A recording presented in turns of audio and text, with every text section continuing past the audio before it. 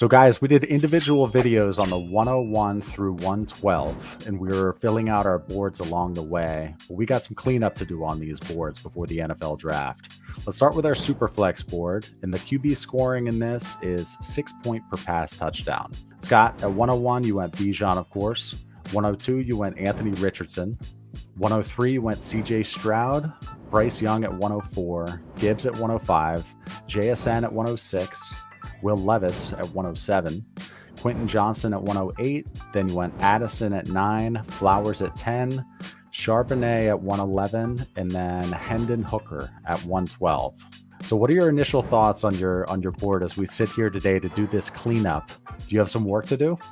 Yeah, I mean, there's definitely some things that I would change, given that we started this 3 months ago, and a lot has changed. I think there's definitely some players that I will move around. I was looking to see if there's players I would remove or add. Honestly, I don't know if I would remove anybody at all.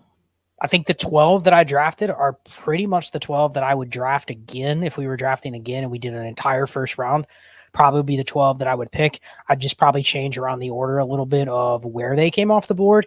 And I don't think the justification of why I picked one player over the other has changed a ton in all of these spots. But I think like the order of the receivers that I would draft would change a little bit. Gibbs and JSN, I would flip just because of the market. I think the market loves JSN so much now to the point where I do think we're going to see him go higher than at least one of the quarterbacks in some of these drafts just because people are scared of the quarterbacks. I think the order of the quarterbacks, you said 6 point per passing touchdown. That evens it up a little bit. If it's anything other than that, I'm still taking Richardson at the 102, which I think has been reflective in a lot of the rookie drafts that I've seen. People are still taking him at the 102 and they're just ignoring, Stroud and Bryce Young. But then I think you looks like Bryce Young, he's now minus 1,100 to be the number one overall pick. The reaction time test came out and it sounds like CJ Stroud was the only quarterback that failed miserably in it. Now there's reports that the Texans don't want him and he could be a guy that falls in the draft. If he falls, does his profile warrant taking over Anthony Richardson? So I think it's Bryce Young and Richardson, the debate for the 102. You know what? 6 point passing touchdown, I could get behind taking Bryce Young, which was the opposite of how I felt before. Before he was the clear QB3, felt a lot more secure with Stroud, willing to bet on Richardson's upside. And look how much has changed in 2.5 months. And now I'm sitting here saying, you know what? I could go Bijan 1, Bryce Young 2, flip a coin between Richardson and Stroud.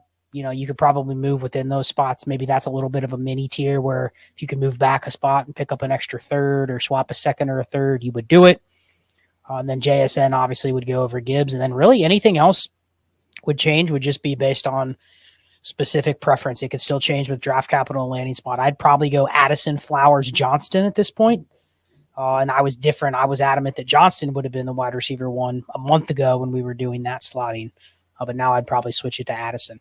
Charbonnet and Hooker I still would take at the 111 and 112, and you could argue that you might take one of those over. But I don't think anything else really changes. The 12 players stay the same. It's just the ordering of some of the slots. All right, Shane, we're looking at your board, man. Bijan Robinson, 101. CJ Stroud, 102. Bryce Young at 103.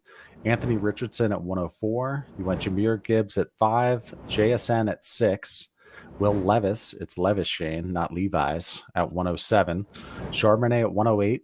Flowers at 109. You went Quentin Johnston against your will at 110. Devin A-Chain at 111. And Kincaid in the last show at 112. What are your thoughts on your board here? Do we have to do a lot of cleanup?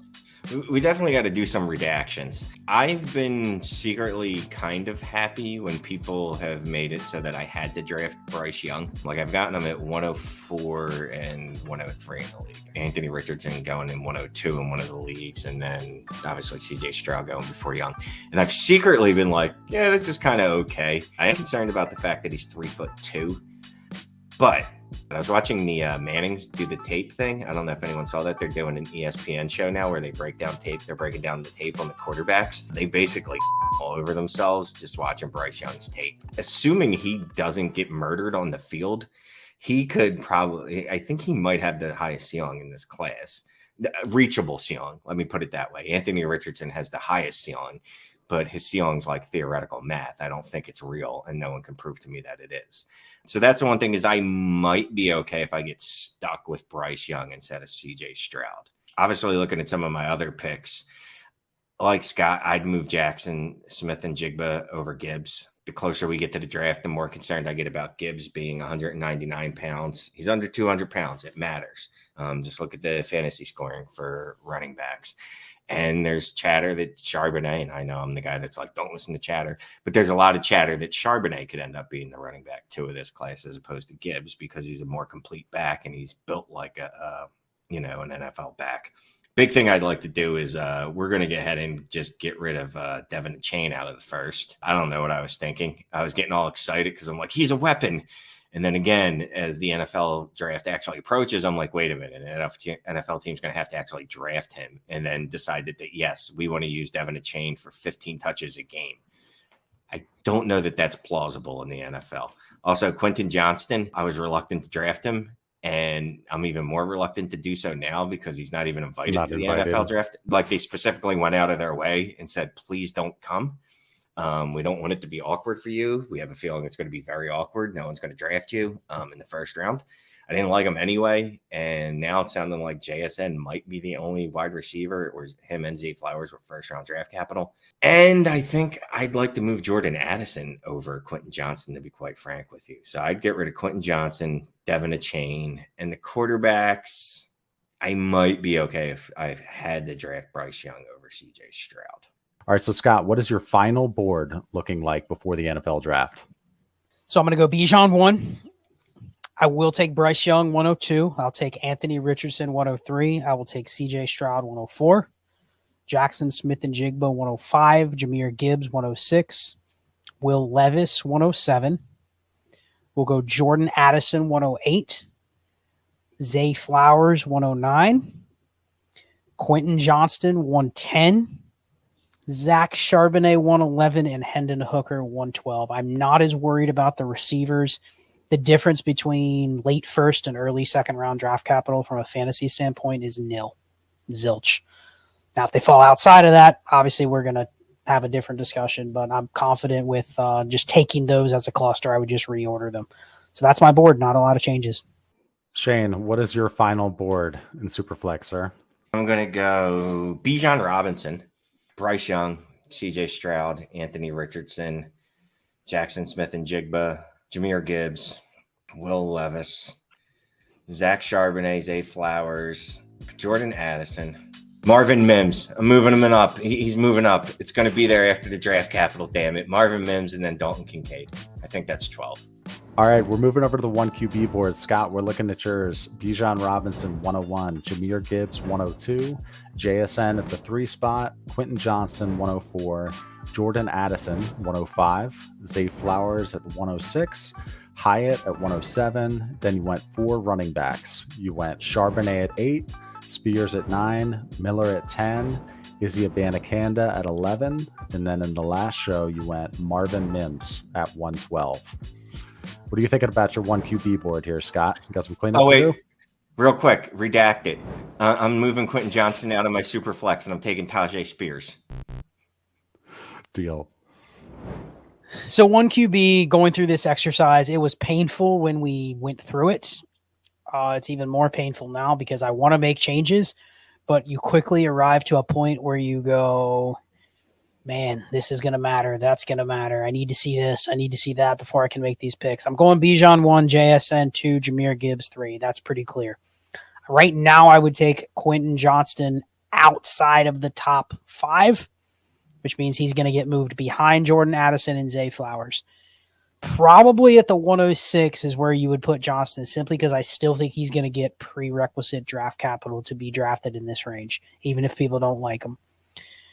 Then I think I move Hyatt back. I'm good with Denzel Mims, but he's risky to get the draft capital, so I wouldn't mind just starting to hammer the running backs at the 107. I would go Charbonnet 107.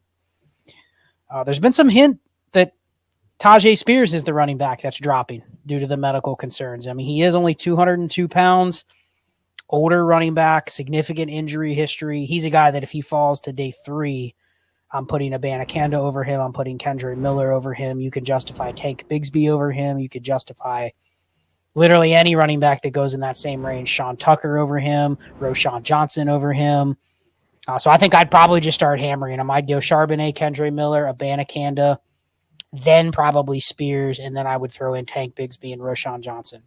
That puts me around, I believe that's 12 if I squeeze Denzel Mims or Marvin Mims in there. So Mims is probably in between RB 5 and 6. So after Abanikanda and Miller, I'll throw him in there.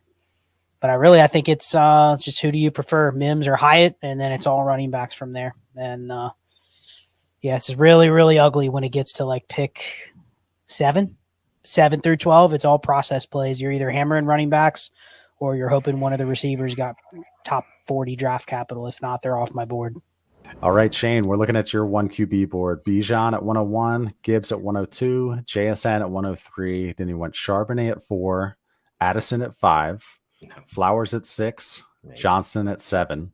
You went Devin Achane at 108, Spears at 109, Josh Downs at 110, Jalen Hyatt at 111, and then Tank Bigsby in our last show at 112.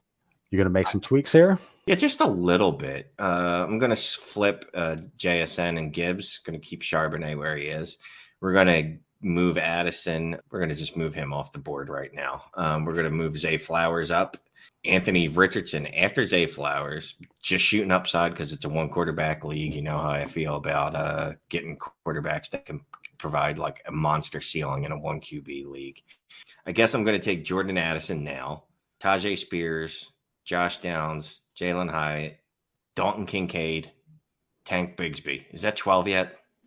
All right, so clearly we had some cleaning up to do, but check out the individual shows on the 101 through 112. You'll see a playlist pop over top of Shane's face. And then there will be another video that YouTube thinks you might like pop over Scott's face.